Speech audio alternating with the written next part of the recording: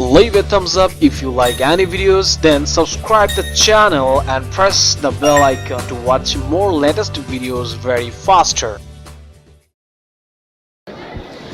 بسم الله الرحمن الرحيم. قدوميها أقل كسر مدن عبد حاشي قدومي كحيين كلابات يقولها شعبك مدن مهد عود مدحوينها مرتدى لويا هي مدن سعيد عبد الله دني هي مدحوين كحيين كيسة مدن أحمد كراش مدحوينيه هوري مدن شريف شيخ أحمد صاحبكي مدحوينيه هوري حسن شيخ محمود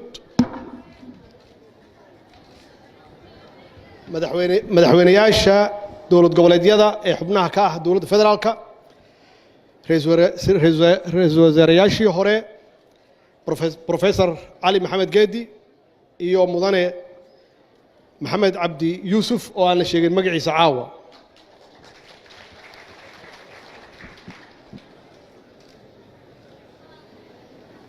madaxweynihii hore ee Puntland Dr. Cabdi Wali Gaas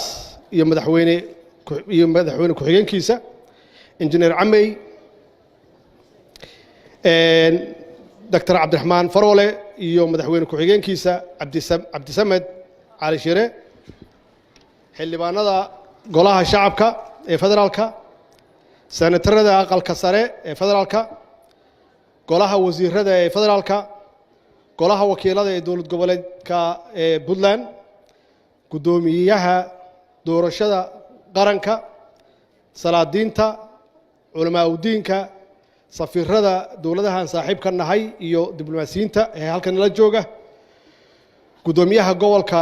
Gaarisa iyo wafdiga nooga yimid Kenya kooxda hobolada waabari ee Puntland iyo fanaaniinta ee nooga timid London marti sharafta kale kulli waxaan ku salaamay assalaamu calaykum wa rahmatullaahi wa barakaatuh Allah mahadleh oo caawa halkan isu kaay keenay annagoo u dabaaldegayna caleemasaarka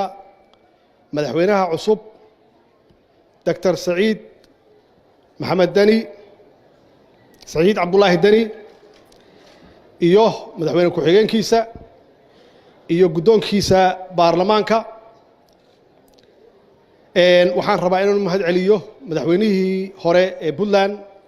Dr. Gaas runtii aan la sheegin hawshuu qabtay oo ay tahay inaan ku ammaanno hawshii 5 sano ugu dambeysay uu qabtay oo ah wax la taaban karo iyo sida wanaagsan uu xilkii u gudbiyay waxaan rabaa inaan u mahad celiyo musharaxiintii kale oo ka qayb gashay electionka sida sharafta leh oo wanaaga ah oo runtii tartanka dhabta ah ay uga qayb galeen kadibna ay u aqbaleen natiijada waxaan rabaa inaan u mahad celiyo ciidamada Puntland oo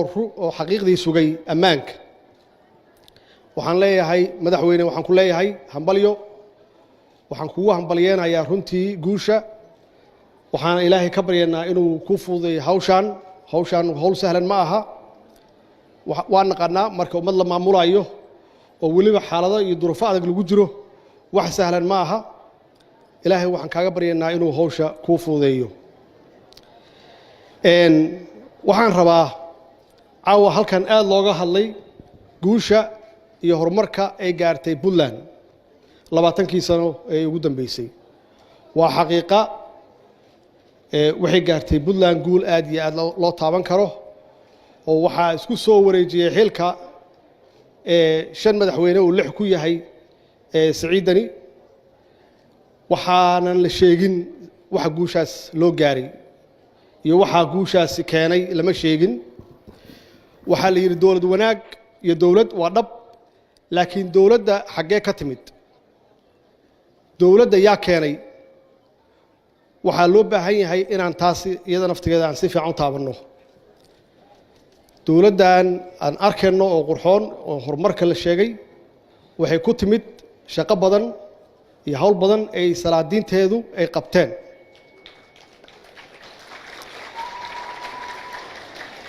waxaan ognahay salaadiinta oday dhaqameedyada ee Puntland inay yihiin dad midaysan oo runtii nabadoono dhab ah oo ka shaqeeya dib u heshiisiinta iyo walaaleynta dadka reer Puntland aad iyo aad ugu mahadsan yihiin waxa kale oo keenay horumarkan arkaysaan culummada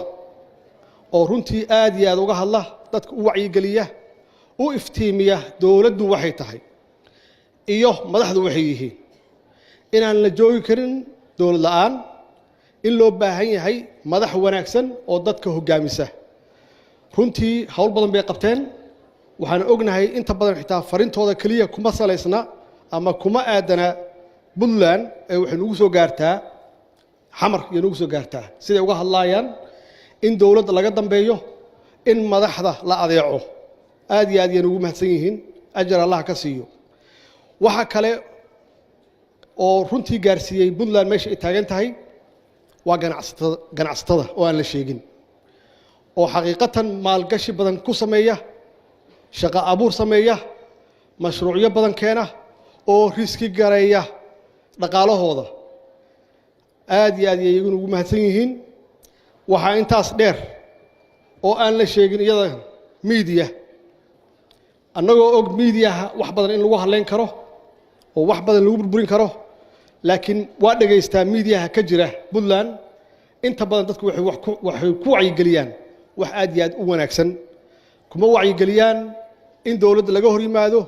in dawladda la burburiyo kuma wacyi geliyaan ugu dambeys shacabka wanaagsan ee reer Puntland oo aan ognahay wadaniyadooda iyo Soomaalinimadooda iyo dawlad jaceelkooda ay ka turjumayso xitaa maanta aan nimid siday noo soo dhaweeyeen wanaag badan ay saacadaha badan u taagnaayeen jidadka oo qorax ah ilaa saaka laga soo bilaabo aad iyo aad yaan ugu mahadcelinayaa siday dawladooda u garab taagan yihiin ayna u jecel yihiin haddaba su'aasha taalo waxay tahay oo madaxweynaha u taala intaas oo qaybaha kala duwan ee bulshada ah oo wacyigooda aad iyo aad u sareeyo waxa loo baahan yahay inuu sida rasmi si wanaagsan uu hogaamiyo yaa loo baahan yahay maxaa yeelay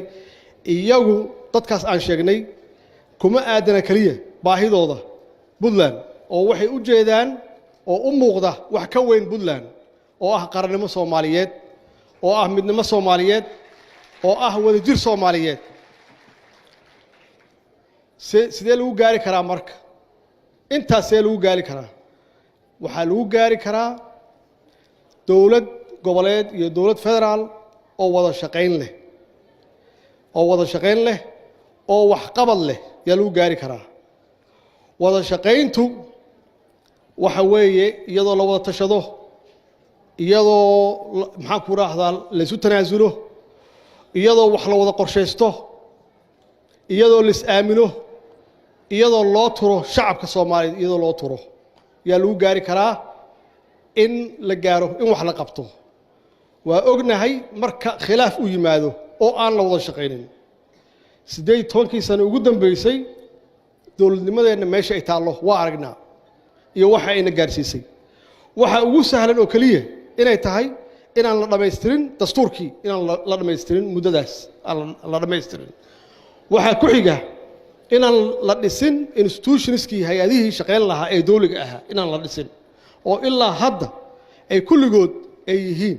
maxaan ku raahdaa week ay yihiin ay tacbaan yihiin intaasna wax kale ma aha waa khilaafaadka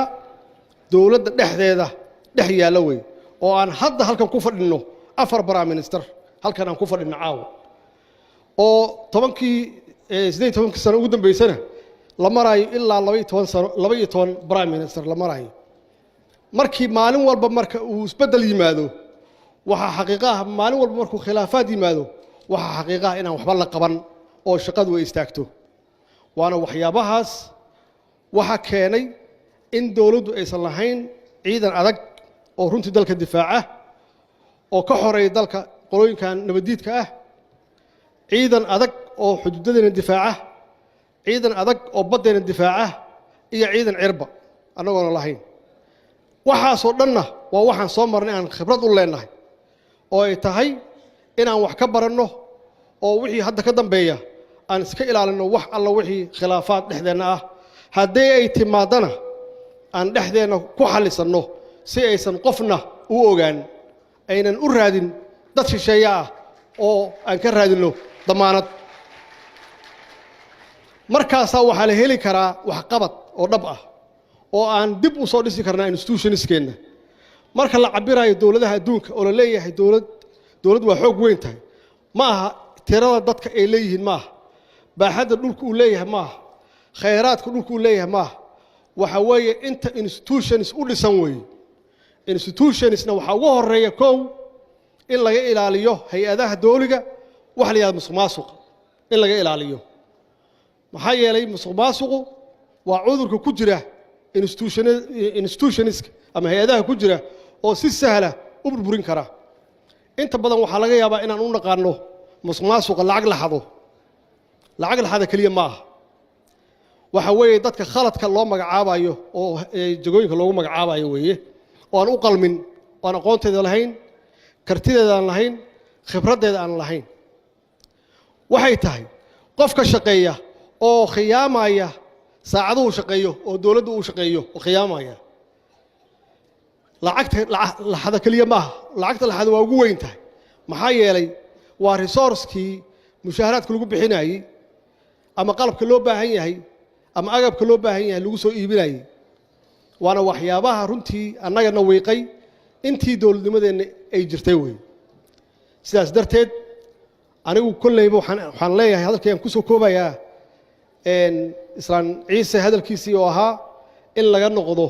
xalay dhalay wax alla wixii la soo maray anaa ugu horeeya waxaan leeyahay waa idin cafiyey idinkana waxaan rabaa inay cafisaan waxaana ballan qaadayaa inaan idinla shaqeeyo haddaad tihiin dowlad goboleedyo iyo haddaad tihiin dowladda dhexdeeda baarlamaanka dhexdiisa hadduu ilaah yidhaahdo